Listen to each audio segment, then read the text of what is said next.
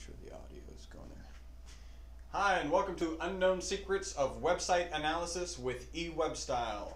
The way this works, somebody went to our home page, they found the free website analysis form that's almost on every page, they filled it out, and now we're going to do a website analysis for one of those persons. If you click over here, we've got football courses for young, he's over here. There we go.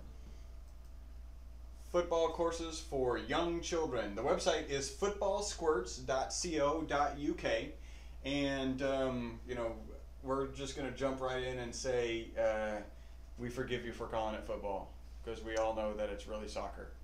Following that, what do we see on this website? It's done a pretty good job. It's pretty clear that it is about football or soccer, depending on where you're from. It's also about young kids, because you've got a nice young child there. You also are looking for people to book a course, so that's really powerful. You really have some good components. If you click contact, one of the things that I notice under contact is, you know, oftentimes a website will actually not want people to call. And because you've got your phone number here really readily available, it's clear you don't mind people calling. So I would encourage that you put the phone number right up top, because if somebody already knows they want you, they want to book it, maybe they don't want to book online, they don't want to search, they need to be able to do that pretty quickly. If you go back to the home page and start scrolling down, you'll notice something really interesting. There's well, first let's look at these. These are great calls to actions: book a course, party hire. So apparently you'll do like a birthday party or something.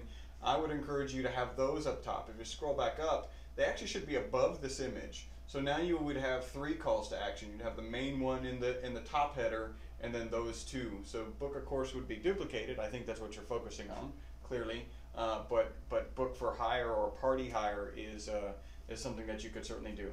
Now when you scroll down, or make more prominent, you see this huge Facebook. About half your page is a Facebook plugin, and it's got, you know, there's a couple of components that we really like and believe you should keep here. One of them is the Facebook like button. By the way, that button should actually be at the top, not at the bottom.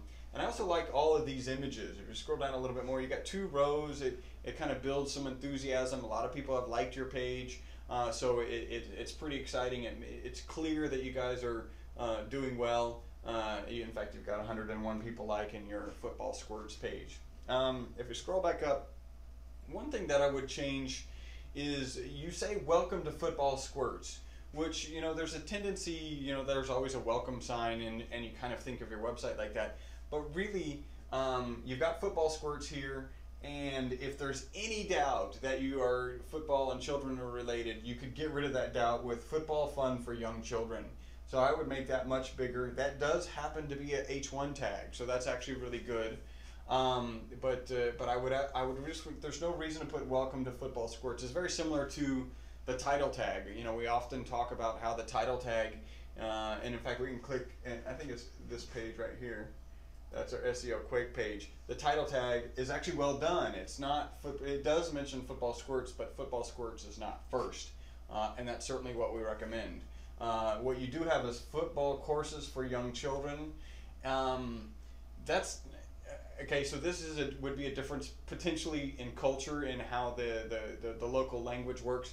Americans probably wouldn't type that in. They would type in, of course, soccer, but we'll replace that with football. We'll say football courses, kids, you know, abbreviated. They typically don't, you know, type out the whole long phrase. And actually you might be able to get some statistics on that. Well, you certainly could from Google keyword selector tool. So that's pretty good. One of the things that was on the front page and that was a call to action is party hire, and you don't have that in your title. So you're probably not going to do very well for your home page. You're really only doing two things: football courses for kids and party hire for kids. So I would include both of those in your title. Keywords don't really matter much, but what you do have here is too generic.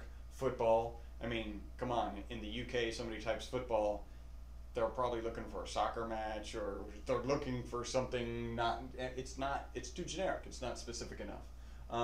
So really you want like football for kids, football for children, those kinds of things. Your meta description is pretty good as well. remember the meta description shows up as the description in the search engine results pages. So if somebody had typed in football courses for young children and they saw your link, right under it they would see this description. It would say FootballSquirts offers fun football courses to 3, 4, 5, and 6-year-olds. That's perfect. That's a great description. It doesn't cover the party hire, which is another thing I think you're going after. Your PR is low. That's not surprising because you've got 0 backlinks according to Google. That's a little bit suspect. And then you've got 6 according to Yahoo. So we know that you don't have many backlinks, to be sure. You don't have a robot text file. You don't have a sitemap. I would certainly add those. Those are simple, easy to do. They help. In terms of keyword density, really we don't need to look at single word. And when we start looking at dual word, you'll notice, and also 3 word phrases, you'll notice that FootballSquirts is dominant, especially in the 3-word phrases. And again, unless people know your business, unless it's really well branded, and people are specifically looking for you. By the way, if they're specifically looking for you, you're going to do well enough because you're going to mention your own business name enough. But you're not focusing in terms of keywords on phrases that are relevant, like which is football training for kids, football courses for kids, those kinds of things. If you scroll up, what's the word count? 307. That's good. Google says what, about 250 normally is what they're looking for. So 307 is a good word count. I would just kind of hone in on some of actually the 3-word phrases, because young children isn't necessarily going to be your market. It's too broad. Football is too broad. It's going to be football, young kids, those kinds of phrases that are going to be most valuable to you. I think we go back to their homepage. Was there anything else that you noticed, Paul? The first, really, just I'd say phone number. Got to be above the fold on every page. More calls to action. Nice layout, nice color scheme, pictures of kids, which I think is really good. Well, and if you click, I think if you go to courses, I even would suggest that maybe this picture be on the first page, because as opposed to it kind of implies one-on-one training, although this picture doesn't have a football in it. That could easily be photoshopped in, or on the homepage scroll the single child with the multiple children. I think that would have a lot of value, because these kids look like they're having a blast, and if I'm going to come for training and or the party hire, I want to see that the kids are having a blast. So I think I would change that initial photo. Let's see, go back to the homepage. Yeah, and phone number. What is the unique selling proposition? So I'm going to entrust you to our kids. I don't know if Britain has any sort of, daycare or home care, child care certifications. Are you guys certified in anything? Are all your trainers certified? There's nothing really that says why should I go there. 10 years experience. There's no unique selling proposition. You just, from what we've gathered in the short analysis, you're just you're just a kids. You have courses in kids football, and that's it. Why you guys? There's nothing to tell me why. And then under their why FootballSquirts, it's really generic. It doesn't say. I think you could probably cut that text out and put it on anyone's website. Yeah. Football encourages motor skill development and balance and coordination and teamwork, and that's great. That's generic football stuff, or sports in general, but not even you guys. Any youth football program could probably say the same thing. So what puts Squirts above everyone else? Yeah. You'll notice they're indoor because it's Britain and it rains all the time. Oh. Anything else?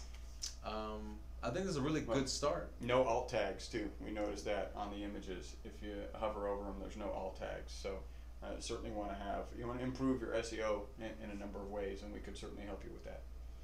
I think it's a good start. Definitely a good start, but making a couple tweaks could increase not only web traffic as well as web conversions. Yep. SEVO, Search Engine Visitor Optimization. All right, thank you guys for tuning in. This has been Unknown Secrets of Website Analysis with eWebStyle. We'll catch you next time.